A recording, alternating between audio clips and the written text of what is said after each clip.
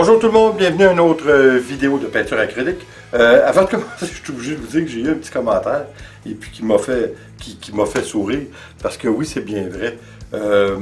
Une dame m'a dit, une abonnée que j'aime bien, elle m'a dit que à l'occasion, il faudrait que je mette des sous-titres pour que certaines personnes en Europe spécifiquement pourraient me comprendre. Je trouve ça drôle parce que vous savez, on dit toujours des autres que c'est les autres qui ont un accent. Hein? Comme nous, on dit ici au Québec, on dit les Français avec leur accent et vice-versa. C'est un petit peu drôle de voir aussi comment que les communautés à travers le monde de la langue française ont chacun leur particularité selon leur région. Mais qui plus est étonnant pour nous ici au Québec, c'est parce que je crois qu'on a un français qui est traduit directement de l'anglais américain. Ce qui nous donne souvent ces mots qui sont anglicisés. Mais je pense qu'en quelque part, on s'en vient moins anglicisé que certains pays d'Europe. Mais c'est quand même drôle à voir les différences. Et puis, paraîtrait-il aussi que selon l'histoire, le parler québécois est directement relié au vieux parler de la France, c'est-à-dire surtout de la Normandie. Ça d'ailleurs, d'où une grande majorité des Québécois viennent. Alors, c'est drôle de voir les différences, puis c'est intéressant en même temps. Puis, ce qui est drôle aussi, c'est que moi, j'ai été élevé en partie avec des gens qui venaient, c'est-à-dire ma tante, la sœur à ma mère, elle a marié un type qui venait de la France, qui était né là-bas, et qui était installé ici depuis longtemps, mais il avait gardé, pour nous, ce qui est l'accent français. Avec son père qui était venu aussi. Lui avait été fait prisonnier à la Deuxième Guerre mondiale par les Allemands. En tout cas, toute une histoire, comme je vous ai déjà dit, je suis un passionné d'histoire. Mais quoi qu'il en soit, moi, le temps que je grandissais, quand j'étais à la petite école, on disait toujours que je parlais à la française. Fait que c'est juste pour vous dire comment des fois on peut assimiler facilement le parler des autres. Tout ça pour vous dire que on va revenir à la peinture en fin de compte. Là, aujourd'hui, on va faire une petite technique. C'est-à-dire, on va faire une technique qui est déjà existante et très utilisée, le coulage acrylique évidemment, mais ce qu'on appelle le fluid art, c'est-à-dire qu'on va faire des lignes de différentes couleurs et on va pencher notre toile en bien un peu de côté, justement pour éviter la symétrie, parce qu'en art abstrait, la symétrie est quelque chose évidemment à éviter. Alors, on va essayer ce que ça donne. On y va immédiatement.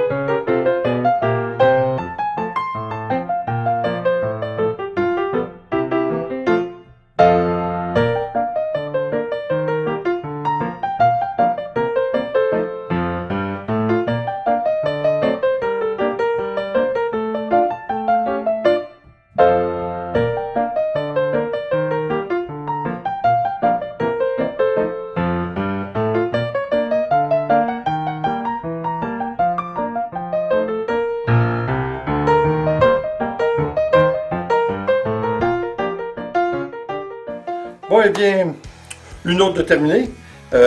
Comme vous avez probablement vu, j'ai mis du vernis. Demandez-moi pas pourquoi, mais je crois que maintenant vous êtes rendu au point que vous le savez. Tout ce que je vois, je le mets dedans. Je pense que c'est... En fait, sérieusement, je pense que c'est la seule chose qu'on n'avait pas mélangée avec notre acrylique jusqu'à maintenant, c'était du vernis. Probablement, ça va avoir les mêmes particularités que le silicone. De toute façon, j'étais en train de mélanger mon acrylique et puis j'ai vu la bouteille à côté de moi, puis je me suis dit, pourquoi pas? Hein? Pourquoi pas? Alors, je ne sais pas ce que ça va donner. Pour l'instant, au moment où je vous parle, comme d'habitude, je viens de terminer la toile. Alors, je suis obligé de vous dire que, encore une fois, au fur et à mesure que je vous parle, il y a beaucoup de choses qui se passent sur l'acrylique. Il y a beaucoup de cellules qui sont en train de se former. Je trouve ça très, très intéressant de la façon qu'on a fait ça, de faire notre coulage, de faire des lignes et puis de couler, de donner une petite variante. Je trouve ça bien. Je suis obligé de vous dire que, encore une fois, il y a des cellules qui prennent forme. On dirait que la peinture, l'acrylique se casse. Les lignes se cassent à certains endroits, ce qui fait très très bien et très joli. En tout cas, je crois que, encore une fois, aller jusqu'à maintenant, là, je peux me tromper parce que vous la voyez sèche, mais moi je ne la vois pas encore sèche. Mais je la vois prendre forme, là, puis pas à peu près là, depuis un petit moment. Mais probablement que la particularité du vernis s'apparente à celle du silicone, sous toute réserve. On va le voir dans pas long de toute façon. Écoutez, je trouve que le vernis qu'on achète en petite bouteille, comme vous avez vu, celui que j'ai, ça fait comme un genre de lait. Premièrement, si je ne me trompe pas, ça coûte beaucoup moins cher que le silicone liquide. Alors, ça serait bien si on peut faire de quoi qui fait différent avec ça. Alors écoutez, j'espère que, comme d'habitude, vous avez apprécié, j'espère que vous avez aimé, et surtout que vous allez l'essayer. Là-dessus, eh bien, je vous dis, on se revoit au prochain vidéo. Merci d'être là, comme toujours. Et puis, évidemment, abonnez-vous, partagez et laissez un commentaire, c'est toujours apprécié. Merci. Attention à vous. Ciao.